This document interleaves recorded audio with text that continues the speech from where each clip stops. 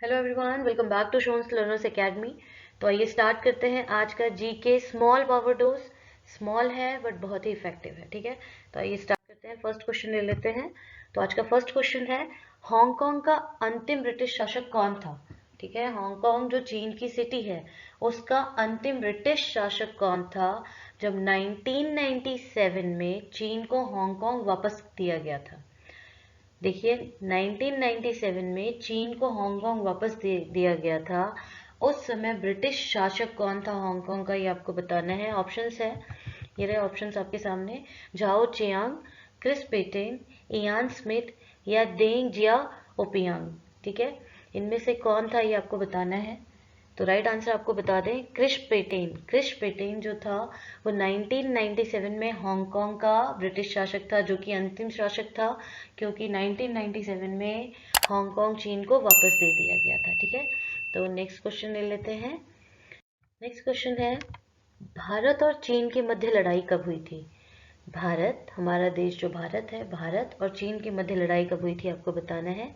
59-60 में, 1959-60 में, 1951-52 में, या 1963-64 में, या फिर 1962 या 63 में? कब हुई थी ये आपको बताना है। 59 टू 60 में हुई थी, 1959 टू 60, या 1951 टू 52 में हुई थी, 1963 से 64 में हुई थी, या 1962 से 63 में हुई थी? बहुत ही आसान सा जवाब है इसका, 1962 और 63 में जो है भारत और चीन के मध्य युद्ध हुआ था, लड़ाई हुई थी। ठीक है, आगे चलते हैं। नेक्स्ट क्वेश्चन है, 16 सितंबर 2008 में संयुक्त राष्ट्र संघ की सामान्य सभा के राष्ट्रपति कौन थे, ये आपको बताना है। 16 सितंबर 2008 में संयुक्त राष्ट्र संघ की सामान्य सभा के राष्ट्रपति कौन थे, ये आपको बताना है।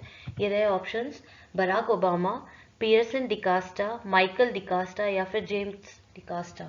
इनमें से कौन थे संयुक्त राष्ट्र संघ के सामान्य सभा के राष्ट्रपति? ठीक है, तो राइट आंसर आपको बता दें, माइकल डिकास्टा जी जो थे वो 16 सितंबर 2008 से संयुक्त राष्ट्र संघ की सामान्य सभा के राष्ट्रपति थे। ठीक है, क्लियर है। नेक्स्ट ले लेते हैं हम, लूनी नदी कहाँ खत्म होती है?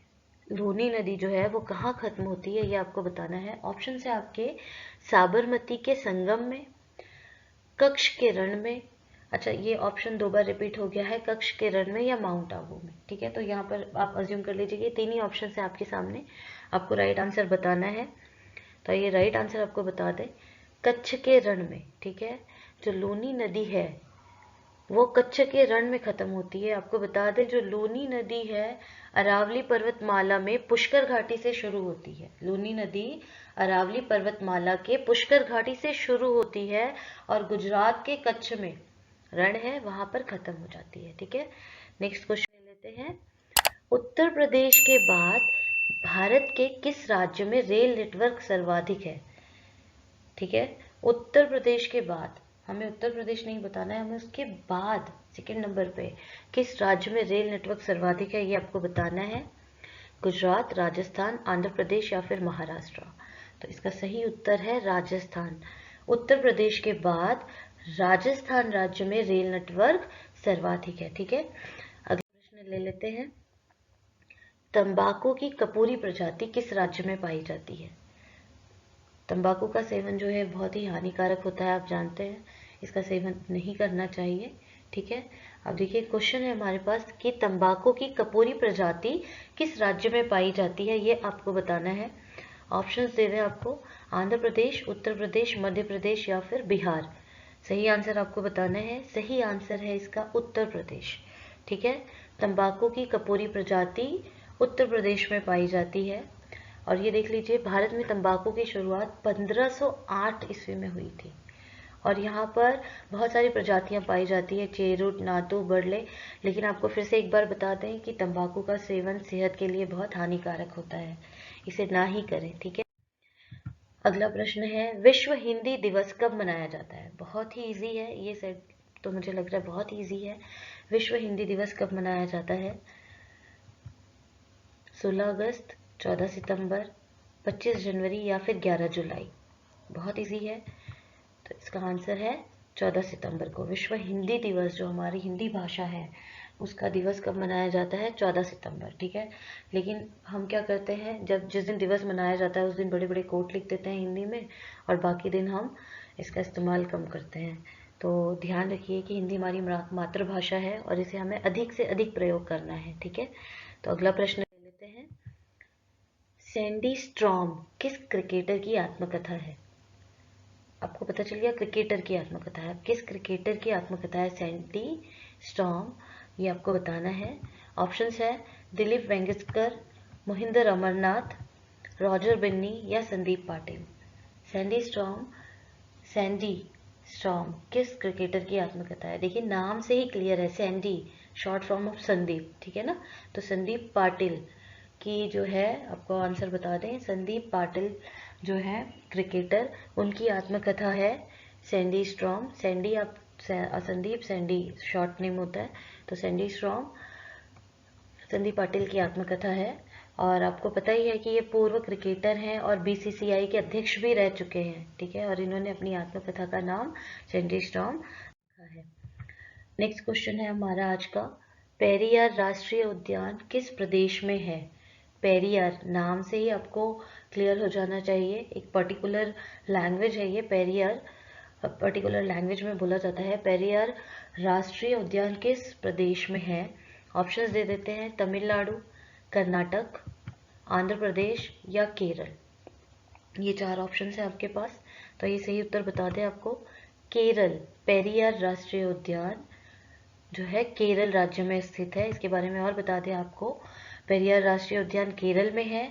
यह केरल में देखिए अलग अलग जिलों में फैला हुआ है। इदुक्की, पथनमथिट्टा, कोट्टयम जिले में ये फैला हुआ है। इसका क्षेत्रफल आप याद कर लीजिए 925 वर्ग मीटर है। पेरियार राष्ट्रीय उद्यान का क्षेत्रफल जो है वो 925 वर्ग किलोमीटर है। और आप जानते ही हैं कि राष्ट्रीय उद्यान है, इसमें अलग अलग प्रकार के जो है वन्य जीव पाए जाते हैं। अगला क्वेश्चन ले लेते हैं। नेक्स्ट क्वेश्चन है, किस देश ने चीन में मुक्त द्वार नीति को प्रारंभ किया था? कौन सा देश है जिसने चीन में मुक्त द्वार नीति को प्रारंभ किया था? ये आपको बताना है। ब्रिटेन, अमेरिका, जर्मनी या फ्रांस। ब्रिटेन, अमेरिका, जर्मनी या फ्रांस। सही उत्तर है अमेरिका। अमेरिका ने जो है चीन में मुक्त द्वार नीति को प्रारंभ किया था, ठीक है। तो याद कर लीजिए, मुक्त द्वार नीति अमेरिका ने जो है चीन में मुक्त द्वार नीति को प्रारंभ किया था। डिटेल में नहीं जा रहे हैं। और देखिए यहाँ पर, success is not an activity but a process. Success कोई एक्टिविटी नहीं है कि हाँ हम बस कुछ कर लिया और सक्सेस मिल गई। It is a long process. इसके लिए हमें स्टेप बाय स्टेप जो है चलना होता है, छोटी छोटी हैबिट्स मेंटेन करनी होती है, और तब जाकर जो है हमें स्टेप्स डिसाइड करने होते हैं। वो पूरा लंबा प्रोसेस होता है। सब अचीव करने के बाद, सारे प्रोसेस करने के बाद तब जाकर हमें कहीं सक्सेस मिलती है, ठीक है। हमें सुनाई देता है कि अरे ये रातों रात जो है फेमस हो गया, बट उसके पीछे बहुत मेहनत होती है, बहुत लंबा चौड़ा प्रोसेस होता है, वो हमें नहीं दिखाई देता, ठीक है। हर किसी के सक्सेस के पीछे बहुत लंबा चौड़ा प्रोसेस होता है। तो it is not an activity. भाग्य के भरोसे मत बैठिए कि हाँ भाई हो जाएगा। उसके लिए आपको क्या करना पड़ेगा? मेहनत करना पड़ेगा, और मेहनत भी तरीके से करना पड़ेगा।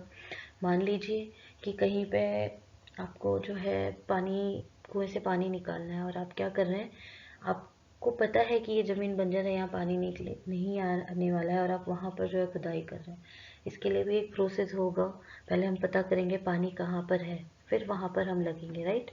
तो इसीलिए जो है भाग्य के भरोसे मत बैठिए और लग जाइए। छोटे छोटे स्टेप्स में डिवाइड कर लीजिए अपने आप को कि हमें क्या करना है, और फिर स्टेप बाय स्टेप चलते जाइए, आपको सक्सेस ज़रूर मिलेगी, ठीक है। तो थैंक्स फॉर वॉचिंग।